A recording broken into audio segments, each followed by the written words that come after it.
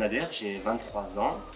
Donc actuellement, je suis éducateur sportif du coup au club BSD Sport. Donc je vais revenir un peu peut-être en arrière sur mon histoire avant ça. Donc je suis issu d'une formation bac économique et sociale, à la suite de laquelle je savais pas vraiment vers quoi attendre, vers où aller. C'était un peu compliqué le post-bac et les formations, je savais pas quoi faire. Donc j'ai fait beaucoup de choses sans vraiment trouver la chose que j'aimais. Et un peu par hasard, enfin par le biais d'un ami, je suis commencé à être bénévole dans une association où j'ai commencé à donner des cours en fait indirectement ou aider un petit peu à être assistant, venir un peu aider pendant les cours. Et en fait j'ai pris plaisir à le faire. Et de fil en aiguille en fait j'ai voulu passer une formation là-dedans, donc d'éducateur sportif. Donc j'ai intégré le VPGEPS APT en 2020 du coup. Donc c'était une expérience super enrichissante qui m'a permis actuellement du coup de continuer mon travail en tant que bénévole avec des vraies certifications et en étant vraiment reconnu en tant qu'éducateur sportif. Je sais que c'est pas un métier que je ferai toute ma vie, enfin peut-être que je le ferai toute ma vie mais pas en tout cas en travail principal parce que je prends mon pied. C'est super enrichissant de voir les gens progresser, les amener vers du mieux, vers se sentir mieux dans leur tête, dans leur corps, etc. C'est un truc qui met vraiment de bonne humeur et sur lequel je tire vraiment plein de choses positives. Mais je sais que c'est quelque chose que je ne pourrais pas faire sur le long terme parce que c'est un métier qui est quand même assez répétitif et que j'ai besoin d'avoir un peu de changement.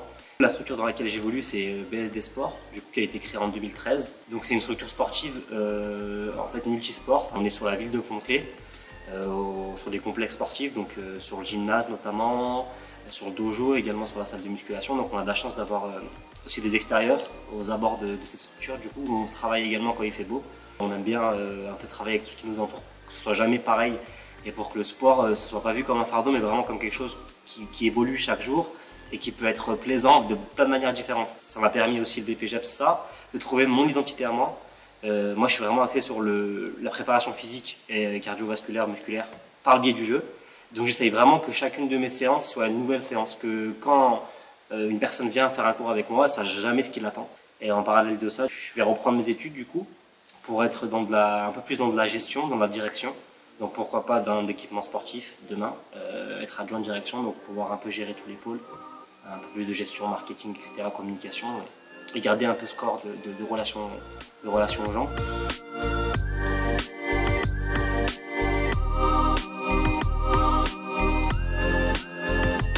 Le BUC formation, ça a apparu à moi, j'étais en pleine recherche en fait à la mission locale pour essayer de trouver du coup le centre qui allait me recevoir en formation.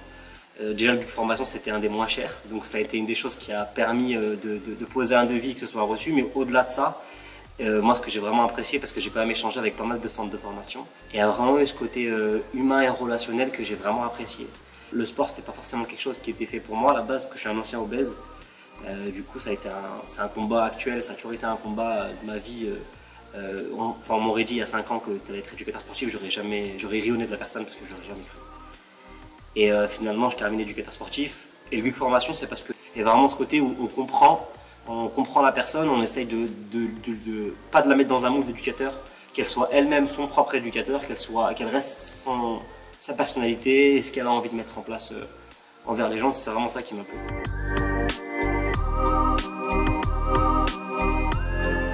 En fait, ce qui a été la grosse force de ma promo, ça a été ma promo. En fait, ça a été les gens qui étaient avec moi en formation.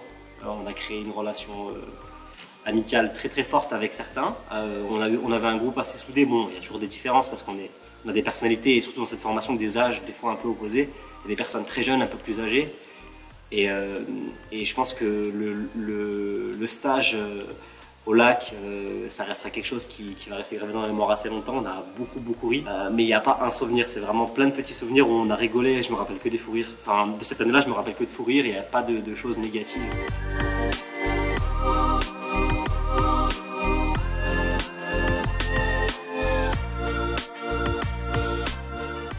Alors, le même conseil que je donne à tout le monde, c'est de ne pas essayer d'être quelqu'un d'autre, de toujours essayer de garder son identité. Essayez pas, si vous aimez mettre de la musique, mettez de la musique. Si vous aimez pas, ne vous forcez pas à le faire parce que des gens le font. Prenez d'inspiration d'un peu tout le monde, mais restez vous et restez proche de ce que vous aimez.